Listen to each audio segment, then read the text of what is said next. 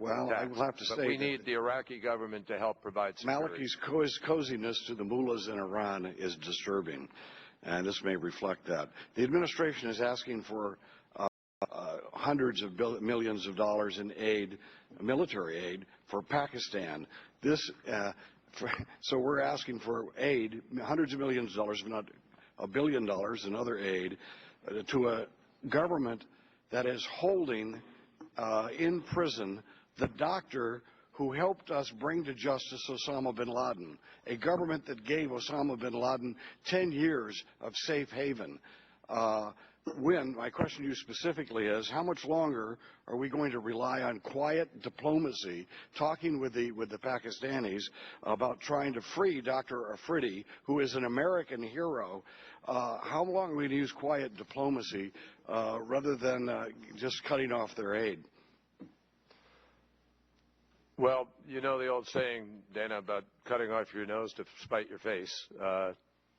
Cutting off aid to Pakistan would not be a good move, certainly at this point in time, for a lot of different reasons.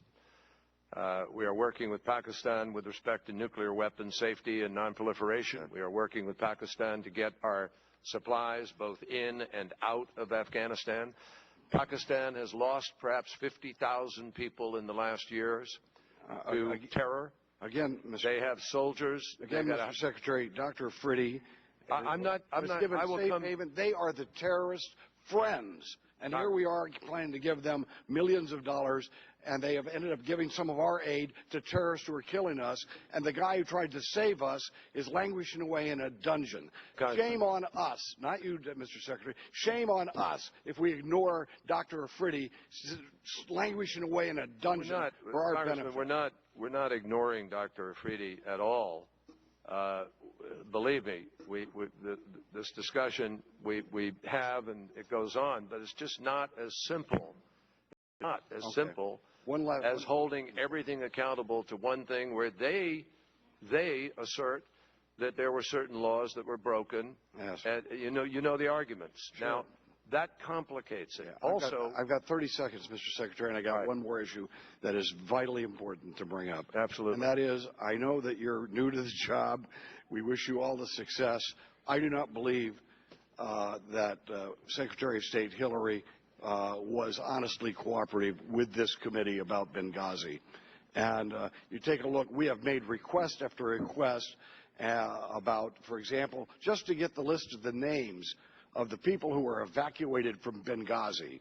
And we haven't even gotten that, much less some of the other important questions. Now, I know the State Department has flooded us with paper for some of the more insignificant things. Mr. Secretary, we think that there was a cover-up of some kind of wrongdoing that led this administration to lie to the American people about the nature of the attack immediately after the attack and for a week after that attack. We need to have these questions answered. We need to talk to the people who are on the scene. Can you give us a commitment now that for this administration, you will be coming up with the request, the honest request of this investigative committee as to who was evacuated and how to talk to them so we can get a straight answer and an understanding of what happened in Benghazi? Well, before I became Secretary, Congressman, I believe I got the answers to who was evacuated and had a pretty good sense of what happened there. But now that I am the Secretary and I'm responsible to you and the Congress, I can promise you that if you're not getting something that you have evidence of or you think you ought to be getting, we'll work with you.